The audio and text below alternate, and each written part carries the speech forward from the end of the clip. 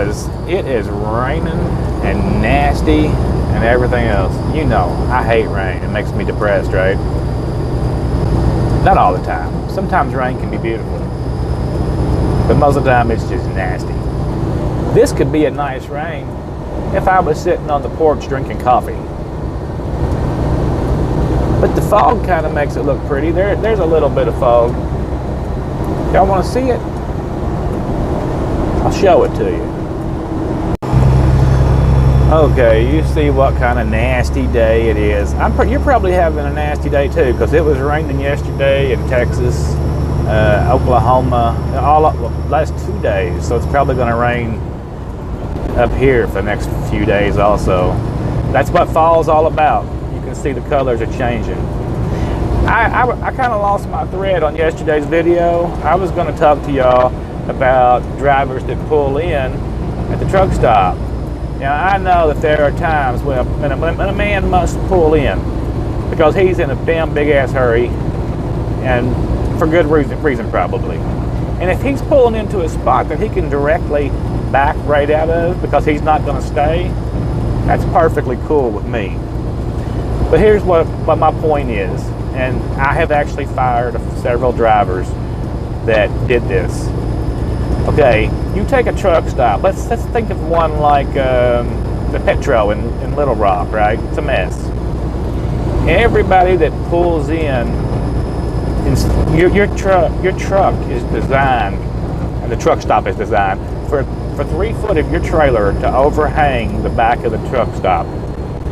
Now, if you take 4 sides of a truck stop, east and west just lost a total of 6 feet, right? That makes sense, right? 3 foot on the left, 3 foot on the right. That's 6 feet. Now, if you have a line of trucks in the middle of the truck stop, or 2 lines, let's say, and you get these guys that pull in at odd times of the day, and they think they're going to back out easily, all right? You just lost another 6 foot of truck stop. Now, if you're trying to back in between 2 of these people, it turns into a nightmare at 3 or 4 in the morning because you lost all that space for your backage. And I know most of you guys know that and wouldn't do something like that. But some people do. Like I said, I had 2 drivers actually that got stuck. One of them at the Petro in Little Rock, and he couldn't back out because the people beside him was pulled in also, and he couldn't back out because of the way he was in there. He needed a swing, and wouldn't nobody there to move their truck for him. So I had to fire him. It was just, I had taught him not to do that, and he did it, and there wasn't no sense for it. I mean, hell, back then there wasn't no ELDs, right? Well, this wasn't that many years ago, but he didn't have ELDs, and it was just pure laziness. And it happened to another driver of mine in Texas, and I really like these drivers, but I had taught them not to do it for a reason, and that was the reason, because I've seen too many drivers get stuck, and then they can't get their load delivered. And then they're getting fired, and then they're talking bad about their boss, right? And when it came down to it, they deserved to get fired because of what they had done. They cost other people sleeping positions for the night. And that's just the raw truth of it. Now, sometimes you do got to do it, but if it's a straight in and a straight out, that's okay. I did it one time. I've done it a couple times. And if you're in these big, huge truck stops that there is no one else there, like the mom and pops actually with the dirt floors and everything, who's to care? People that you see pulled in are usually people that are sitting over there drinking a 6-pack of beer. That's why they pull in. They want their privacy. I'm cool with that. I really am. I don't think there's a dilemma if you want to sit in your truck and drink a 6-pack and you're going to be off for a few days, whatever. But you still got to think about your brothers out here on the road. All right, I'm going to jump off here for a second. I need to make a call. Okay, and another reason that that pulling in is such a bad idea is it can cause physical confrontation.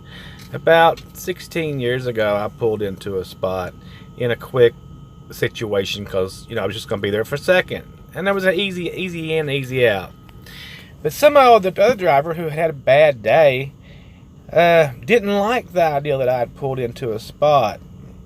It's like I said, 15, 16 years ago. This old boy was like 6'8", 6'5", 300 pounds. And he rushed up on me. And I had to punch him in the throat. Of course, the cops got called and all that. But I did make a fair getaway. And he lived through the situation. Whoever you were, big feller, if you're out there, I'm sorry. I know you had a bad day too.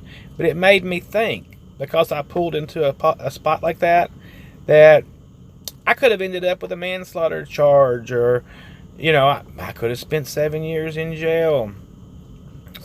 So I make sure I don't pull in no more.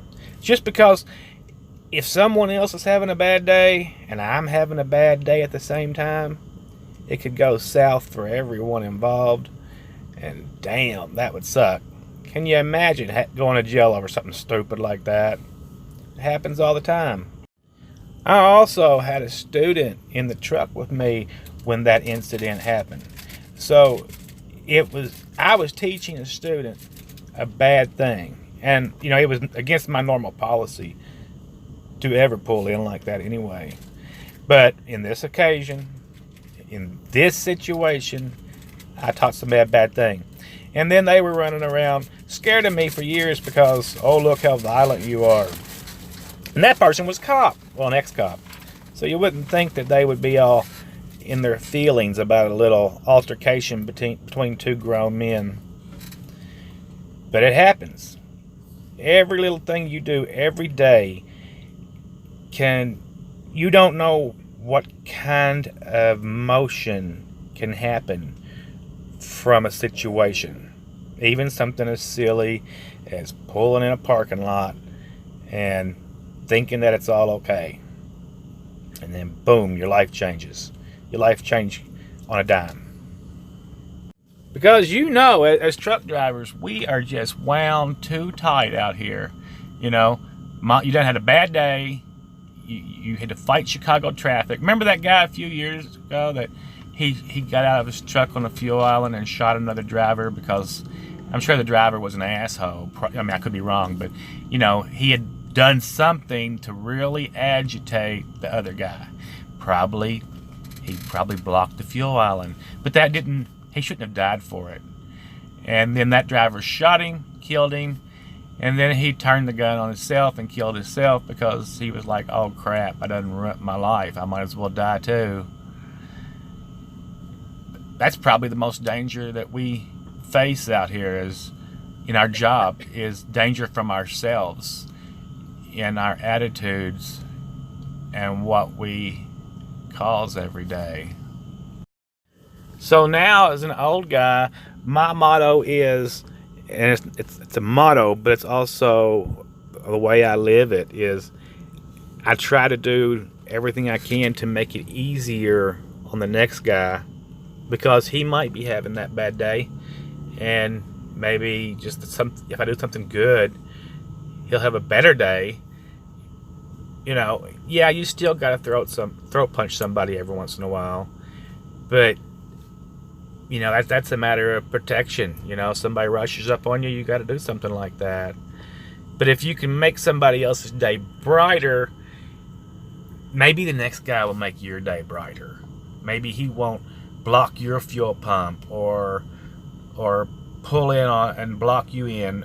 Just something like that. What comes around goes around, they say. And I do firmly believe that what comes around goes around. You know what I'm saying? My diary. 8 a.m. Dog food, my favorite thing. 9:30 a.m. A car ride, my favorite thing. 9:40. A walk in the park, my favorite thing. 10:30 a.m. I got rubbed and petted, my favorite thing. 12 p.m. Milk bones, my favorite thing. 1 o'clock, played in the yard, my favorite thing. 3 a.m. wagged my tail, my favorite thing. 5 p.m., dinner, my favorite thing. 7 p.m., go to play ball, my favorite thing. 8 p.m., wow, watch television with my people. Woohoo, my favorite thing. 11 p.m., sleeping on the bed, my favorite thing.